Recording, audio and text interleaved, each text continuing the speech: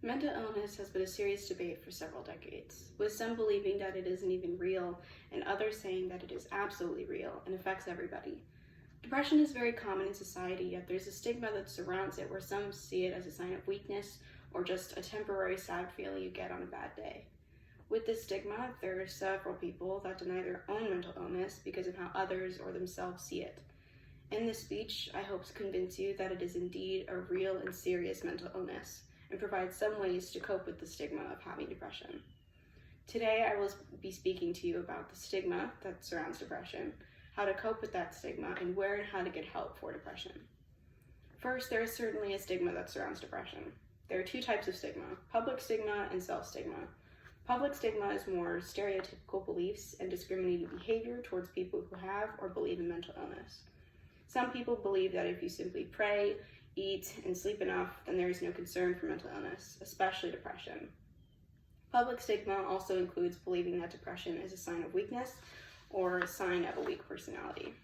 In the Journal of Clinical Medicine Research, there was a study regarding the stigma for the cause of depression, in which 30.7% of respondents agreed that a weak personality caused depression. With the lack of public understanding from some, there are harmful effects of stigma, resulting in physical violence or harassment, no empathy for family and friends or others, and even health insurances not adequately covering the treatment for mental illnesses. Self-stigma is only slightly different from public stigma, in which the stigma is internalized by the person with mental illness. In the same study from the Journal of Clinical Medicine, it is said that self-stigma is more likely to stop someone from seeking help, interfere with their treatment, and their thoughts and beliefs will halt them from successfully accepting their illness to actually receive the help they need. In either case, the stigma surrounding depression is something that needs to be reevaluated in order for people to receive the help they need. To help improve mental health, they need a better knowledge and understanding of their depression to remove themselves from the stigma. This leads us into our next point of how to cope with the stigma. First, don't let the stigma surrounding depression make you doubt yourself. Mental illness is something you can't control by yourself, and that does not mean it is a sign of weakness either. Depression is something you have, but it doesn't define you. Educating yourself on depression, seeking help from a professional or friends, or even joining a group can help you overcome the self-stigma towards depression. It can help you gain self-esteem from seeing others in the same position as you and overcome that fear or anger towards having this mental illness, according to the Mayo Clinic organization. Second, make sure you don't isolate yourself.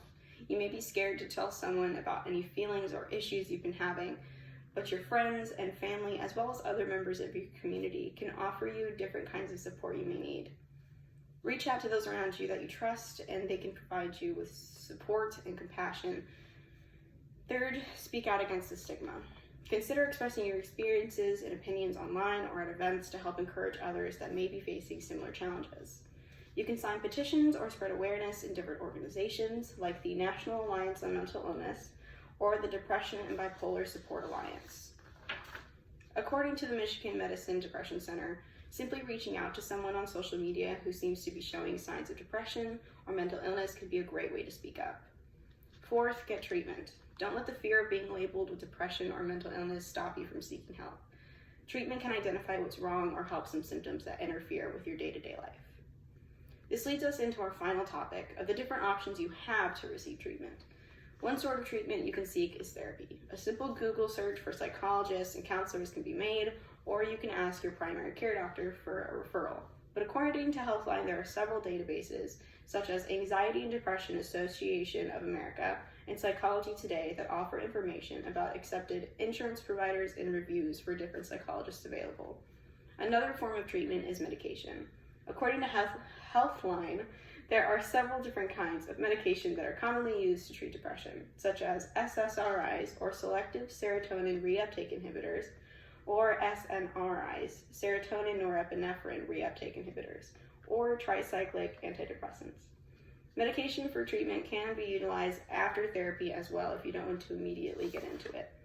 Whether you work with your primary care doctor or a psychiatrist who will work with your psychologist, they will help determine what medicine will be the most effective for your specific symptoms. A third option for treatment can be more alternative or natural compared to the others.